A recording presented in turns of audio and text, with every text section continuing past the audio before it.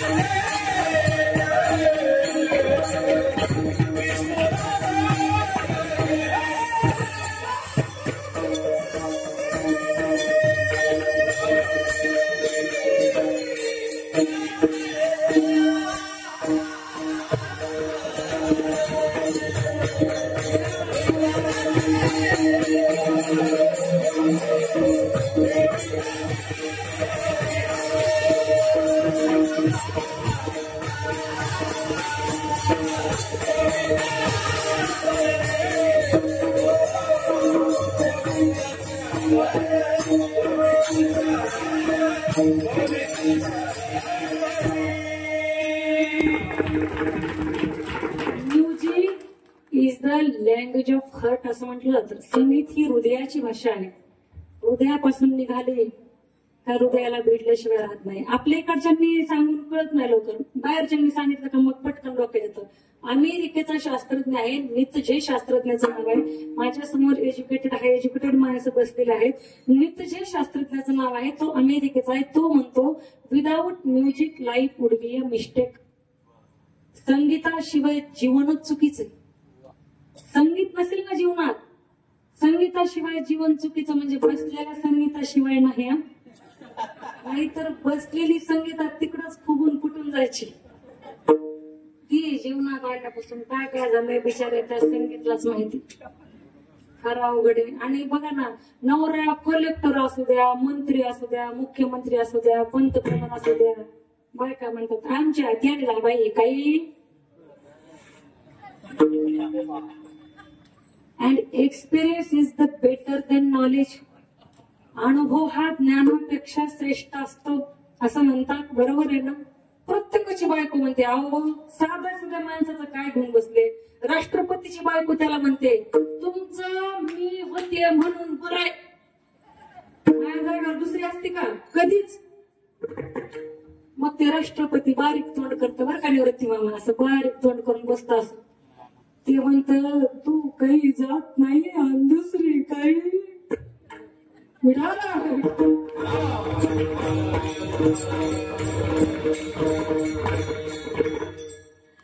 आपल्याकडं आणखी बरंच आहे बरं का, आपल्याकडं बरे. आणि आपलं कधी पण बरंच म्हणायचं. आणि संसार करत असताना सांगू का, किती मोठ्या आकड्याला गोडलं तरी संसार कधीच आपला पूर्णत्वात जात नाही का. ऐका, तुम्हाला लाख रुपये पगार आहे तुम्हाला, 1.5 लाख आहे तुम्हाला, किती तुमच्या त्या आकड्यावर किती झिरो लागू देतात तरी आपल्याला पुरतच नाही संसारामध्ये. खूप छान वाक्य आहे, आठवणीत ठेवा बघा.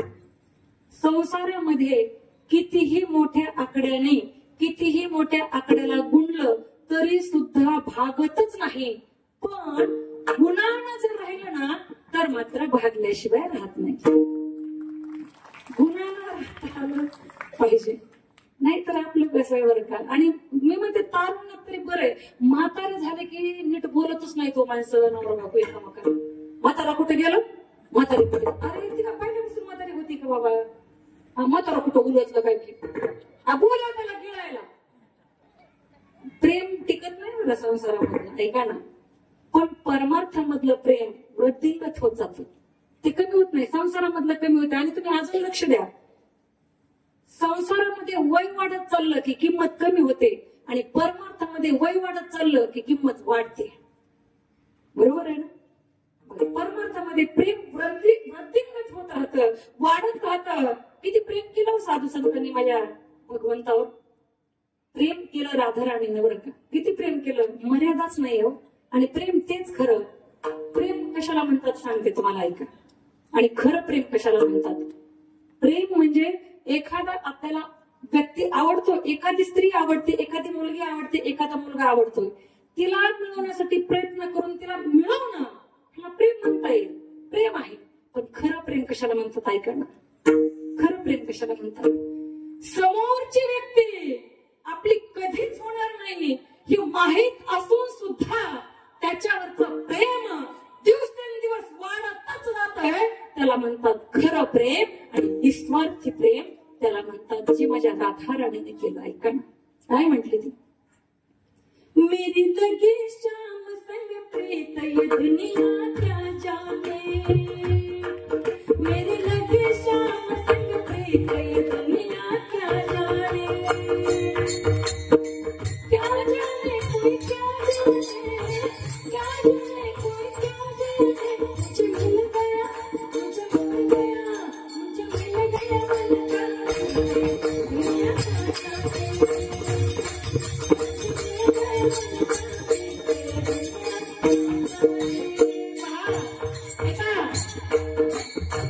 एखाद्यावर प्रेम होण्यासाठी त्याला भेटावं लागेल, त्याला बोलावं लागेल, मग नंबर होतील.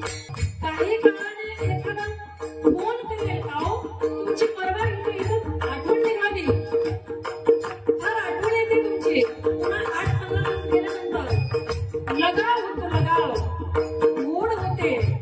आणि 1-2 महिन्यानंतर ती व्यक्ती म्हणेल, अहो माझं किती तुमच्या फार प्रेम जडले. ती व्यक्ती म्हणेल, ती स्त्री म्हणेल, तो पुरुष म्हणेल. ऐका ना, प्रेम करण्यासाठी या जीवाला प्रेम करण्यासाठी अनेक गोष्टी, अनेक प्रोसेस मधून जावं लागतं. पण भगवंतावर प्रेम करण्यासाठी अजिबात वेळ लागत नाही. राधाराणी म्हणते, माझी वर्णन करतोय गीतकार गीतामध्ये, ऐका.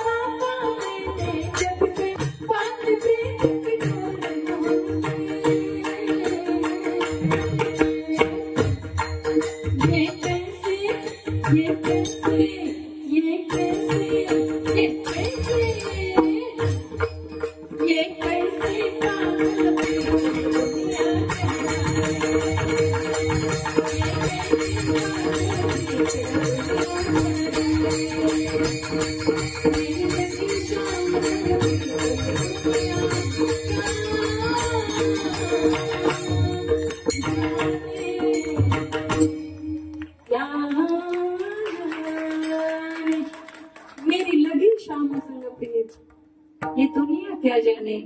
आणि खरा प्रेम, आणि आणखी गोष्ट बोलते, खरं प्रेम कधीच कुणाला भेटलेलं नाही बरं का.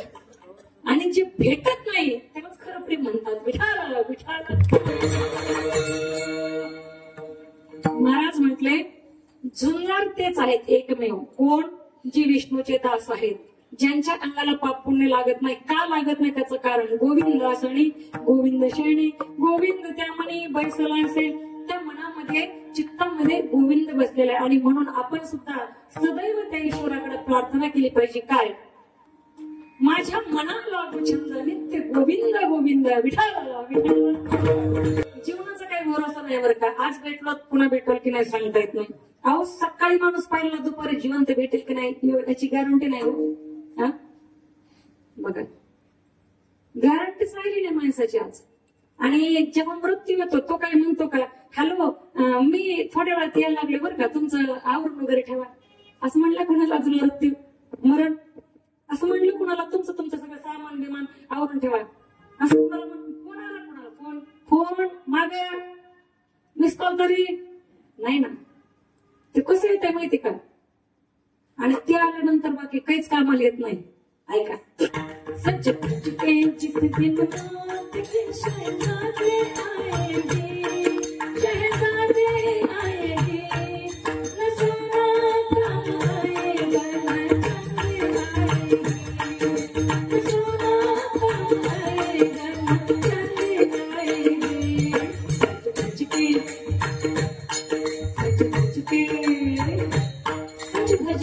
जिस दिन मौत की शहजादी आएगी त्या दिवशी काहीच कामाला येत नाही. तुम्ही 10 कोटीचे मालक असताल, 500 कोटीचे मालक असताल, त्या यमराजाला म्हणायचं अहो हे 5 कोटी तुम्हाला घ्या पण मला ना थोडंसं आणखी 10-20 वर्ष द्या. नाही, एक क्षण सुद्धा भेटत नाही. एक सेकंदातला 4 हिस्सा सुद्धा आपल्याला भेटू शकत नाही. म्हणून बाबांनो या जीवनाला पण आलो नाही, मृत्यू लोकांमध्ये या मानवी देहाला आलो. म्हणून या देहाचं सार्थक कशात आहे. माऊली महावैष्णव ज्ञानोपार्य म्हणतात तैसे येण्याची शरीरे शरीरा येणे सरे किंबहुना एरदारे चिरपडे किंवा पाहे का शरीराची आगावा जया लागे आले पांडवा तो कार्य रथो आगावा सांडवण्या किंवा शरीराची आगावा आलिया जन्म मृत्यूच्या सोहळ्या ना म्हणू नये धनंजयाची परी. आणि या जीवनाला आपण आलोत ना, बाकी जास्त नाही करणं झालं तरी एकच गोष्ट करा. ऐका, तुम्ही भागवत ऐकत असाल, रामायण ऐकत असाल, तुम्ही गाथा वाचत असाल, ज्ञानेश्वरी वाचत असाल, सगळ्यात मधलं एक तुम्हाला मी सांगते त्याचं जरी स्मरण तुम्ही केलं तरी बाकी परमार्थ करायची वेगळं वाचायची गरज नाही. भागवतामध्ये एवढ्या कथा, एवढ्या आख्यायिका, एवढे पात्र सगळं विसरलं तरी चालते. म्हणजे विसराच असं नाही म्हणायचं मला, विसरलं तरी चालतंय. फक्त एक गोष्ट लक्षात ठेवा, एकच नाव लक्षात ठेवायचं आणि ते सुद्धा भागवतामध्ये येतच नाही. काय? राधे राधे जपा करो, राधे राधे जपा करो, राधे राधे जपा करो, राधे राधे जपा करो. राधे के तुमको शक्ति मिलेगी, तुमको कृष्ण की भक्ति.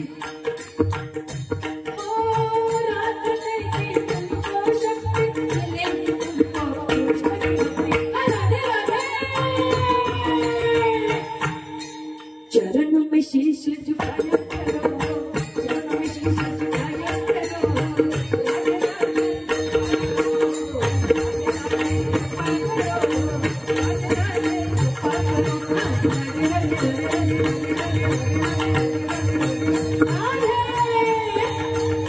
राधे राधे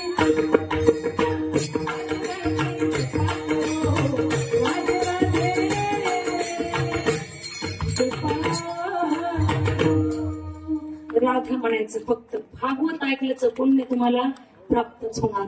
रामायण ऐकत असाल, रामायणामध्ये कौशल्या, सुमित्रा, कैकेयी, सीतामय्या, उर्मिला, त्या ठिकाणी एवढे मोठे पात्र आहेत. लक्ष्मण आहेत, भरत, शत्रुघ्न आहे, अनेक प्रकारचे पात्र आहेत. दशरथ, सगळं विसरलं तरी चालेल. एकच लक्षात ठेवायचंय काय, जन्म सफल होगा रे बंदे मन में राम बसाले, मन में राम बसाले, मन में राम बसाले, मन में राम बसाले.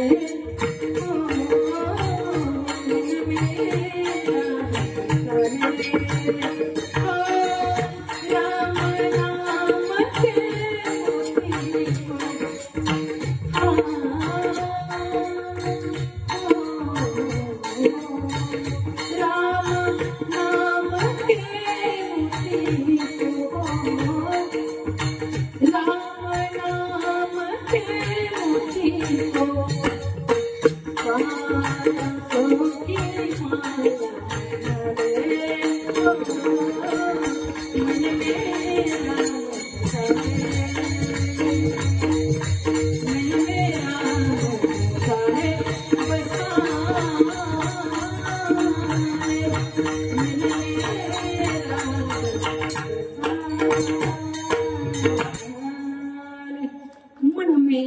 राम विसरले, बस त्या रामाला विसरायचं नाही.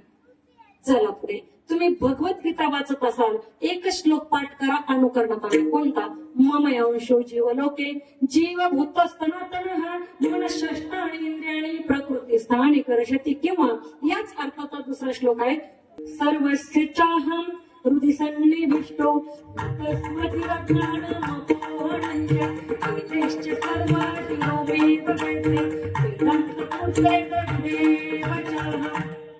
बस.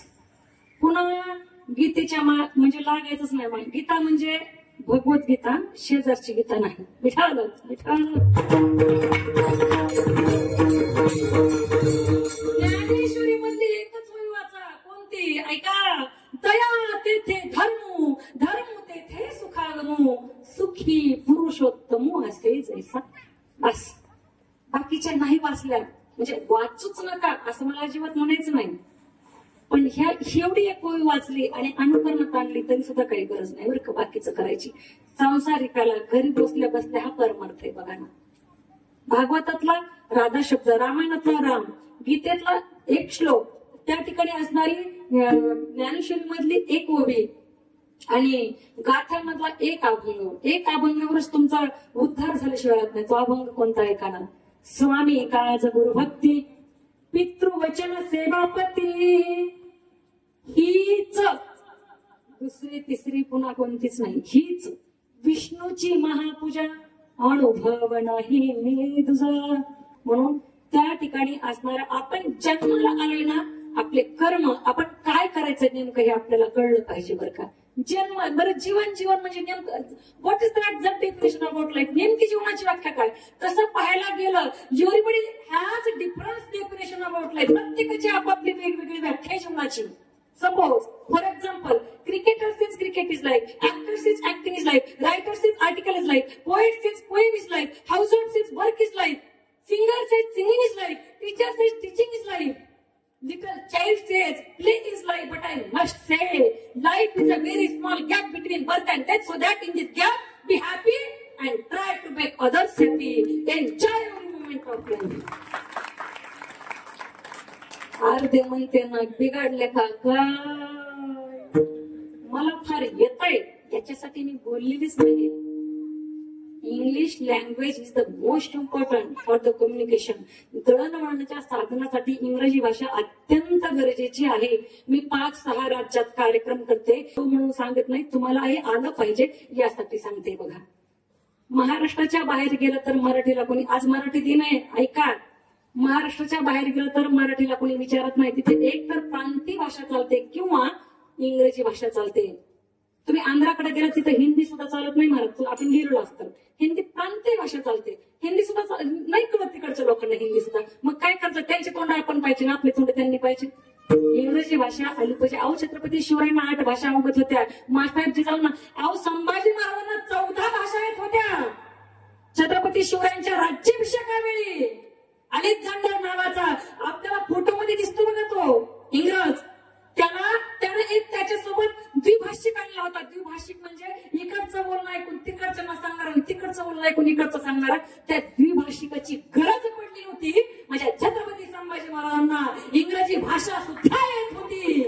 वयाच्या किती लहान वयात बघा ना तुम्ही, किती लहान वयामध्ये सांगायचंय मला इंग्रजी भाषा शिकली पाहिजे. पण आमच्या मराठीचा आम्हाला अभिमानच नाही तर गर्व आहे, गर्व माज आहे आम्हाला मराठी भाषेचा. माऊली सुद्धा म्हणाले, माझी मराठाची बोल कौतुके, माझ्या मराठाची बोल कौतुके,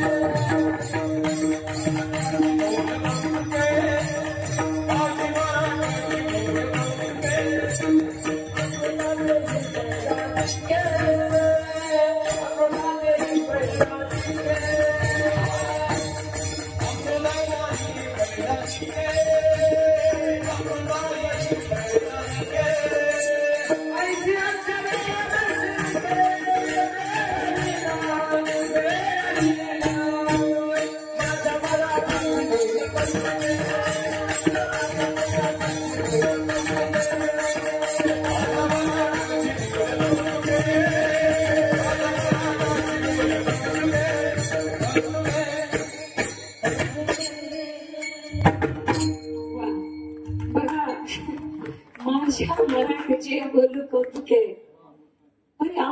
सात ही पैजा जिंके ऐसी अक्षर रसिके मेळवीन.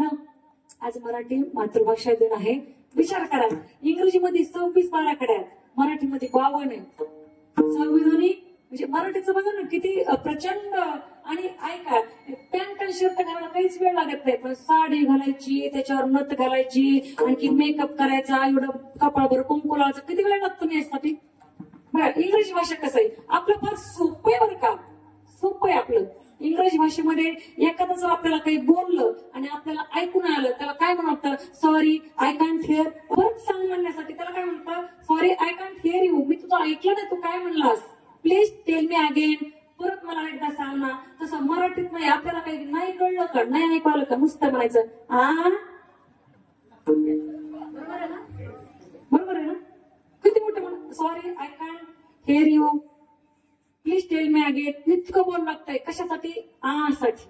मराठीत किती सोपं, नाही ऐकलं की आ काय म्हणलास, नंतर म्हणतो नाही तर नाही, पण आ म्हणलं की ते डबल सांगते. एवढी मराठी भाषा सोपी पण आहे, तितकीच अवघड आहे जिलेबीच्या बेड्यासारखी. आणि महाराजांनी बाह्य लक्षण सांगितलं, बाह्य लक्षण सांगितलं साधू संतांचं, ह्या झुंजारांचं, विष्णुदासांचं. काय, ऊर्ध्व पुंड्रभाळ कंठ शोभे माळ कापेची कळकाळ तया बेणे. आता याच्यावर चिंतन मी पुढच्या वर्षी केलं चालेल ना, चालेल ना. म्हणजे तुम्ही म्हणता बाई हिला पुढल्या वर्षी पण यायचंय वाटतं. आमच्या मायला किती हसायला लागलं. तसं काय आग्रह नाही ना, अजिबात आग्रह नाही, हरकत नाही, आलो तरी येऊ नक्की. आणि खरंच खूप सुंदर नियोजन आहे बरं का. एकदा सुंदर नियोजक संयोजकासाठी जोरदार टाळ्या एकदा होऊनच चालत. सुंदर नियोजन आहे. मी फक्त आणखी ना एक 10 मिनिटं घेते बरं का, तुमचे फार महत्वाचा विषय आहे म्हणून 10 मिनिट घेते. जर नसेल जमत तर एखादा हात वर करून सांगा काही जमत नाही म्हणून, तसं काय आहे का. 10 मिनिटं चालतील ना. सगळ्यांनी विचारून घेते बरं का, परत नका पुढे गेले. आमची दाजी काय म्हणले, पुढे गेला की पॉकेट कट होते म्हणले. असं काही नाही ना. मी गुळ सुद्धा खात नाही. परवा कीर्तनात मी गुळ खाल्ला थोडा, माझ्या पाकिटातले पैसे कमी केले थोडे. ते म्हणले ताई तुम्ही नाही का पावशेर गुळ खाल्ला म्हणले. गुळ आणला होता आम्ही खातच नाही गुळ, पाकिट कमी करते गुळ खाल्ला की. तुम्ही विचारून खा, कमी व्हायचं तसं.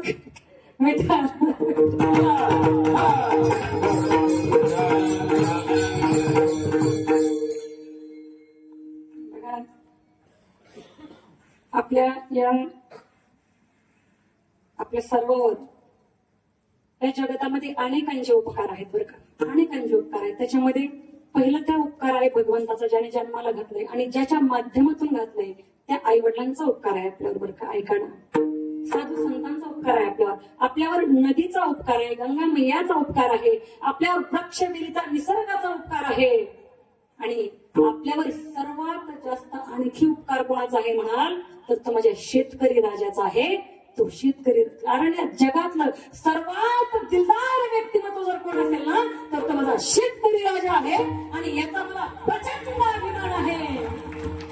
आणि त्यानंतर आणखी एक उपकार आहे, त्या उपकाराशिवाय आपण आपल्या घरात सुद्धा झोपू शकत नाही बरं का निवांत. तो उपकार आहे माझ्या जवान बांधवांचा, जे सीमेवर डोळ्यात तेल घालून जागतात म्हणून आपण आपल्या घरात निवांत झोपू शकतो.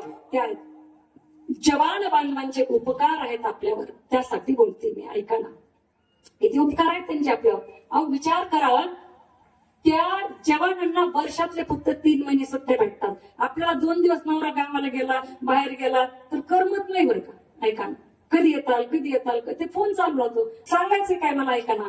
बाहेर गेला की लेकरं फोन करतात, तो पप्पा बाबा तुमची आठवण येते, बायको फोन करते. ऐका ना, 9 महिने ड्युटीवर सज्ज असतात माझे जवान बांधव. ऐका, त्या जवानांचे उपकार आहेत. अहो त्यांच्या तोंडात सतत एकच वाक्य असतं, काय, ऐ वतन हमको तेरी कसम, तेरी राहों में जहाँ तक लुटा जाएंगे, क्या चीज है तेरी राहों में हम एक अपने सिरों पे चढ़ा जाएंगे.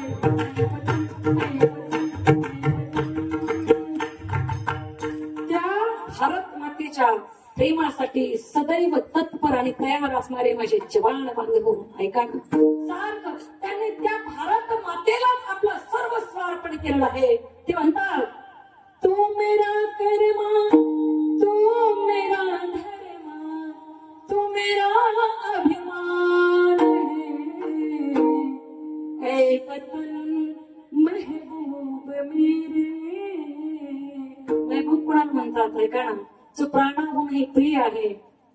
प्रियसी पत्नीला महबूब, पतीला किंवा प्रियकराला महबूब हा शब्द हिंदी चित्रपट संगीतामध्ये वापरला जातो. तो जवान बांधव म्हणतो, ऐ वतन महबूब मेरे, तुझ पे दिल कुर्बान है, हम जाएंगे और मरेंगे, ऐ वतन तेरे लिए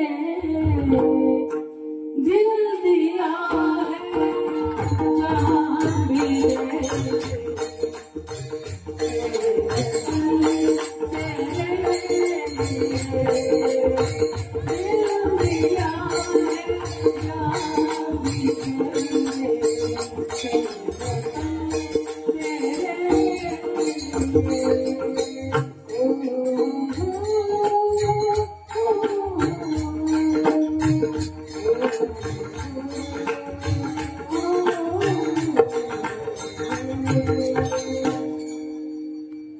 तुझ्यावर आमचं प्रेम एवढं आहे, दिल जान काहीच नाही तुझ्या पुढे.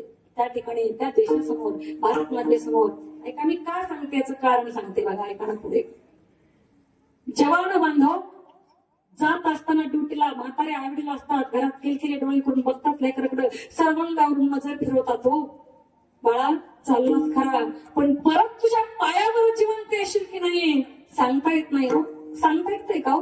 नाही सांगता येत. कुठून कधी हल्ला होईल, कुठल्या शत्रूची गोळी त्याच्या छातीत येऊन घुसेल नाही सांगता येत. ते म्हातारे आई वडील त्या लेकराकडे पाहून रडतात. त्या ठिकाणी डोळे दाखवत नाहीत रडताना, पण रडतात ते. लेकर आडवे येतात गुडघ्यामध्ये, पप्पा तुम्ही जाऊ नका ना, बाबा तुम्ही जाऊ नका ना, पण तरी सुद्धा बाजूला त्या लेकराला करून तो जवान बांधव सीमेवर लढण्यासाठी, ड्युटीला जाण्यासाठी तयार होतोय.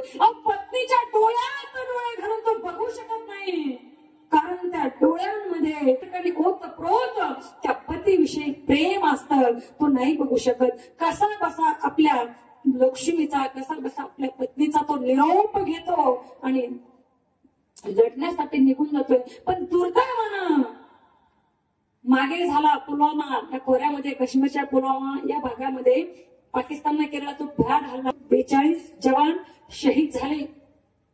तुम्ही पाहिलं असेल, कुणाचं लग्न जमलेलं आहे, कुणाचं नुकतंच झालेलं आहे, कुणाच्या लग्नाला 8 दिवस बाकी आहेत, कुणाचं 8 दिवसाचं लेकरू, कुणाचं महिन्याचं, 2 महिन्याचं, वर्षाचं, 2 वर्षाचं. त्या लेकरांना बाप कळेल का? हो नाही कळणार. का जात आहेत ते? आपल्यासाठी जात आहेत. ऐका ना, जातो तो जवान बांधव, पण येताना स्वतःच्या पायावर नाही येतो. तो पेटीमध्ये बंद होऊन येतो, तिरंग्यामध्ये लपेटून येतो. लेकरं विचारतात, आई माझे पप्पा का बोलत नाहीयेत ग? आई माझे बाबा का बोलत नाहीत? अरे त्या लेकराला सांगितलं तरी सुद्धा समजण्याच्या पलीकडे ते लेकरू असतं. लेकरं विचारतात, बेटी पुकारे पापा तुम कहाँ चले गए, बेटा पुकारे पापा तुम कहाँ चले गए, लौटाऊंगा जल्दी ऐसा कह के चले गए, बेटी पुकारे पापा तुम कहाँ चले गए. कुठे गेलात बाबा तुम्ही? कुठे गेलात पप्पा तुम्ही? बोलत का नाहीत पप्पा? लेकरं विचारतात. ऐका ना, अहो जीवा पार प्रेम करणारे मित्र म्हणतात, हो यार दोस्ता, मित्रा तू असा कसा गेलास रे? तुझ्या विना गल्ली सुनी पडली रे, तुझ्या विना गावात करमत नाही रे मित्रा. तो मित्र म्हणतोय, काय म्हणतो ऐका ना, ऐ मेरे दोस्त लौट के आजा, बिन तेरे जिंदगी अधूरी है, आके तू देख तो मेरी हालत क्या, बिन तेरे हर खुशी अधूरी है। ऐ मेरे दोस्त लौट के आजा, बिन तेरे जिंदगी अधूरी है। ते मित्र म्हणतात, हो मित्र म्हणतात। ऐका ना, ज्या पत्नीला सांगितल्याशिवाय नवरा घराच्या बाहेर सुद्धा जात नाही, हो तिला सांगतो अगं मी इथून येतो बरं का, उशीर होणार असेल ना तर तो पत्नीला फोन करून सांगतो मला उशीर होणार आहे, तुमचं जेवण घ्या बरं तुम्ही।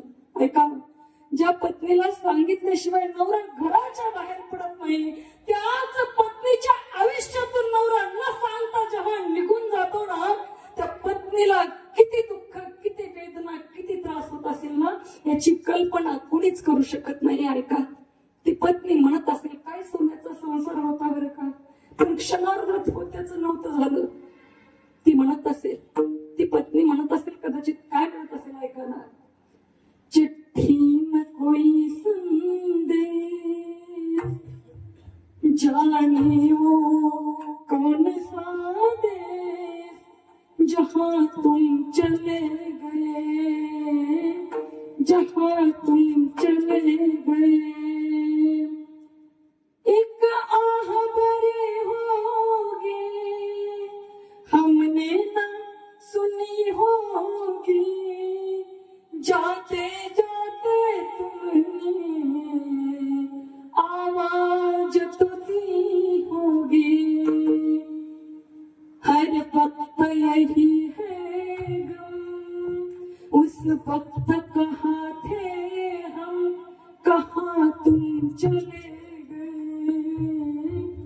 कहाँ तुम चले गए, कहाँ तुम चले गए।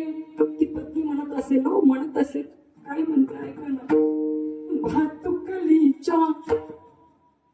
भातुकलीच्या खेळामधले राजा आन करानी, भातुकलीच्या खेळामधले राजा आन करानी, अर्ध्यावरती नाव मोडला अधुरी कहाणी, अर्ध्यावरती नाव मोडला अधुरी कहाणी, अधुरी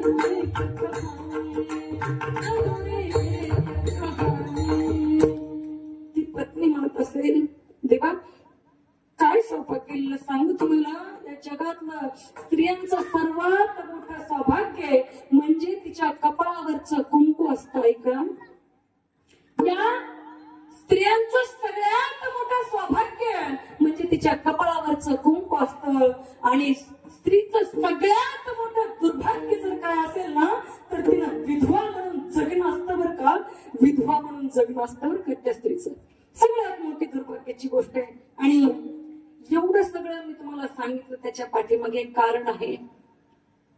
तुमच्या समोर उभी असणारी प्रतिभाताई गायकवाड, आतापर्यंत तुम्ही हसत खेळत कीर्तन ऐकलं, पण या चेहऱ्याच्या मागे किती दुःख आहे। आणि मी नेहमी सांगत असते, अंतःकरणामध्ये कितीही संघर्ष चालू असू द्या, अंतःकरणात कितीही संघर्ष चालू असला तरी सुद्धा चेहऱ्यावर हसू ठेवता येणं, याला म्हणायचं खरा अभिनय बरं का, याला म्हणायचं खरा अभिनय। खरा अभिनय तो आहे।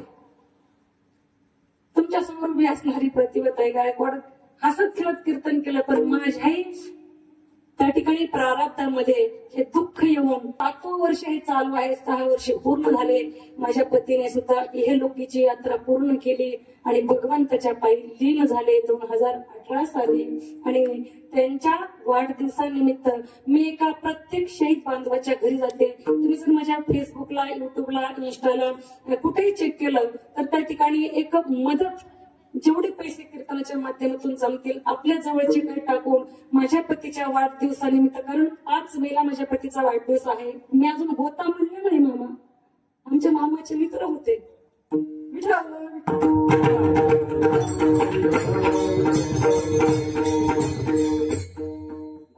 इथे स्वतःच काही सांगायचं नसतं बरं का, पण एक सांगितल्याशिवाय कळणार नाही म्हणून मी बोलते। माझे पती आणि आमचे मामा त्यांच्या गावी माझे सासरे ड्युटीला असल्या कारणाने खूप सुंदर मैत्री होती त्यांची आणि त्या मैत्रीचं रूपांतर एक नात्यामध्ये मामाच्या माध्यमातून गुंफलं गेलं आणि खऱ्या अर्थानं प्रतिभा गायकवाड घराण्याची सुनवाई झाली. पण त्याच पतिराजानं साथ सोडली. मी सांगितलं सुरुवातीला, तो जीव मुक्त झालाय. आणि एक गोष्ट सांगू का, जी माणसं मरतात ना महाराज, जी माणसं मरतात ना ती कधीच मरत नाहीत. मरतात ती त्याच्या मागे उरलेली माणसं मरतात बरं का. ती माणसं मरत नाहीत, ती माणसं मुक्त होतात. पण मागे परिवार जो उरलेला आहे ना तो दररोज मरत असतो. सांगायचंय मला काय ऐकायला, स्वतःच सांगत बसण्यासाठी हे स्टेज नाहीये, हे व्यासपीठ नाहीये. फक्त मला एवढं सांगायचंय की आपल्या सर्वांच्या मदतीने गेली 5 वर्ष तुम्ही जर चेक केला तर 5 शहीद बांधवाच्या घरी मी गेलेले आहे. त्याचे पुरावे तुम्हाला युट्यूब, फेसबुक, इंस्टा सगळीकडे पाहायला भेटतील आणि मी ते टाकलेले आहेत मुद्दाम तुमच्यासाठी. कारण मी समाजातून पैसा घेते. ज्याला 10, 20, 30, 40, 50, 100, 200 ज्याला जसं आपल्या ऐपतीप्रमाणे द्यावं वाटेल. माझी विनंती आहे, पण ज्यांना खात्री आहे की आपल्या समोर उभी असणारी प्रतिभाताई पाटील आपल्याकडचे 10 रुपये घेऊन शहीद बांधवांच्या घरी देणार, ही खात्री तुमच्या मनात असेल तर 10, 20, 50, 100 जसं आपल्याला जमेल तशी एक मदत रूपी हा आशीर्वाद मला आपण द्यावा, ही मी आग्रहाची विनंती आपल्याला करते. आणि शेवटच्या क्षणाला सुद्धा अरे त्या शहीद बांधवांच्या, त्या जवान बांधवांच्या मुखामध्ये एकच वाक्य असतं, शेवटच्या क्षणी सुद्धा म्हणतात. काय म्हणतात ऐका ना, बहे खून मेरा, बहे खून मेरा चमन के लिए, चमन के लिए मेरी जान जाए वतन के लिए, मेरी जान जाए वतन के लिए, मेरी जान जाए वतन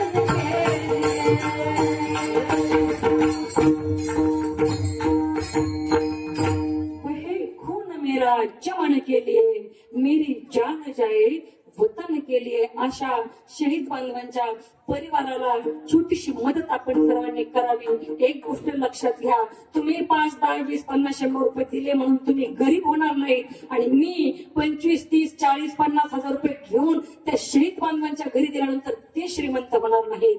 फक्त गोष्ट एकच घडेल की आपल्या 5-50 हजार रुपयाने शहीद बांधवांच्या लेकरांच्या चेहऱ्यावर छोटस स्माईल आलं ना, हास्य आलं ना, तर त्या जवानांच्या ऋणातून आपण थोडस तरी उतराई होऊ शकू, यासाठी हा प्रयत्न आहे माझा. आणि जोपर्यंत माझ्या श्वासात श्वास आहे हे कार्य मी करत राहणार आहे. असा मी वसा आणि वारसा घेतलेला आहे, तो जीवनभर चालवणार आहे. म्हणून सर्व समर्थ माय बाप्पांना माझी विनंती, होईल तेवढी मदत आपण या ठिकाणी करावी.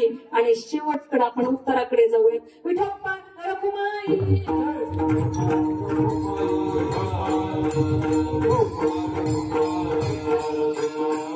म्हणे शंख चक्रांचे शृंगार, नामामृत सार मुखा. म्हणजे त्या भगवंताचे जे दास आहेत ते विष्णूचे दास आहेत, त्यांच्या मुखात नामामृत येतं. आणि खऱ्या अर्थानं भगवंतापर्यंत जर जायचं असेल ना तर साधू संतांशिवाय पर्याय नाही. मग ते साधू संत कोणते, तर ते साधू संत आहेत ज्ञानेश्वर.